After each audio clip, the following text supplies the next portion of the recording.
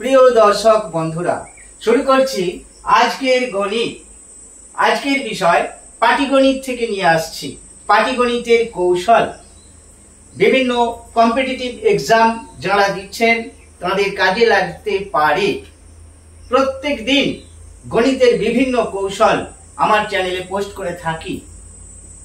সামনে এসএলএসটি পরীক্ষা, অনেকেই প্রস্তুতি নিচ্ছেন, তাদেরও কাজে লাগতে পারে।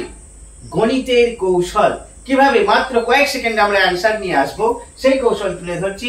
এর আগের যে ভিডিওটা তাতে দেখিয়েছিলাম তিনটি ক্রমিক স্বাভাবিক সংখ্যার যোগফল একটা দেয়া ছিল, বৃহত্তম সংখ্যাটি কত বা ক্ষুদ্রতম সংখ্যাটি কত সেটি দেখিয়েছি।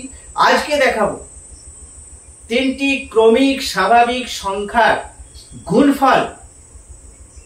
গুণফলটা দেওয়া আছে, এই হলো অঙ্ক, এটি হলো অঙ্ক। আমাদের যে অরিজিনাল পদ্ধতি আছে, একটি সংখ্যা x ধরে নেব, x, তারপর একটা কত হবে, অবশ্যই x প্লাস 1, এক বেশি হবে, ক্রমিক স্বাভাবিক সংখ্যা এক বেশি হবে।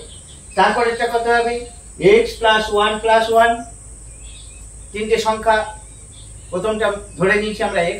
এবারে তিনটে সংখ্যাকে গুণ করতে হবে, গুণ করে লিখতে হবে 210, তারপর সলভ করতে হবে। কতটা টাইম লাগতে পারে? অনেক সময় লেগে যাবে, কিন্তু আমরা কৌশলে এই অঙ্কটি মাত্র কয়েক সেকেন্ডে অ্যান্সার নিয়ে চলে আসবো। 210 এর নিচে ঘন সংখ্যা খুঁজবো।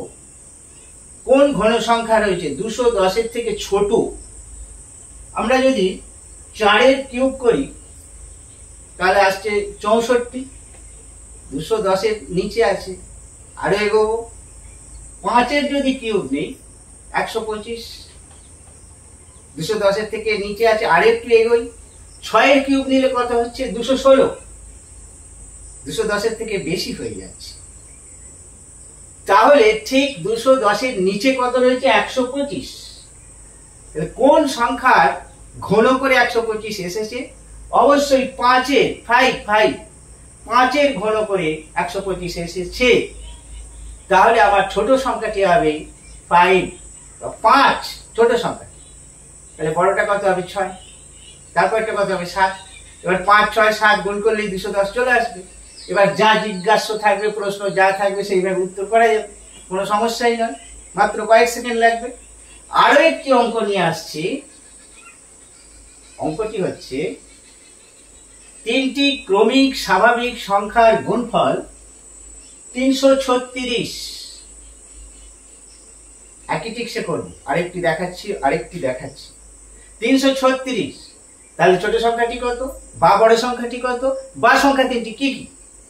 একই কৌশল অবলম্বন করব আমরা। 336 এর থেকে ছোট, ঠিক ছোট কোন ঘন সংখ্যা আছে আমরা খুঁজবো। আমরা প্রথমে চলে যাচ্ছি 336 সংখ্যাটা একটু বড় আগেরটার থেকে, 5 এর কিউবে চলে যাচ্ছি আমরা। 5 এর কিউব কত হচ্ছে? 125। আরেকটু যাই, 6 এর কিউব 216, 7 এর কিউব 343। তাহলে 7 এর কিউব যখন করছি 343, এটা কিন্তু 336 এর থেকে বেশি হয়ে যাচ্ছে, বড় হয়ে যাচ্ছে। তাহলে ঠিক তার নিচে কে রয়েছে? 216 রয়েছে। 336 এর নিচে রয়েছে ঘন সংখ্যা 216 রয়েছে। তাহলে কোন সংখ্যার ঘন করে 216 এসেছে? 6 এর ঘন করে এসেছে, 6 এর কিউব করে 216 এসেছে। তাহলে আমার ছোট সংখ্যাটা কত হবে? ছোট সংখ্যাটা অবশ্যই 6 হবে, 6 হবে। ছোটটা 6 হলো, তাহলে তারপর একটা 7, 6, 7, তারপর একটা 8। তাহলে 6, 7 আর 8 গুণ করলে 336 হবে।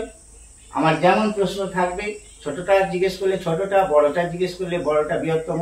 আর যদি তিনটে সংখ্যাই জানতে চাওয়া হয় তাহলে আমরা 6 একটা, 7 একটা, 8 একটা পেয়ে যাচ্ছি। খুব সুন্দর একটি কৌশল। আবার দেখা হচ্ছে খুব শীঘ্র পরবর্তী কোনো গণিত কৌশল নিয়ে আসছি, দেখতে থাকুন।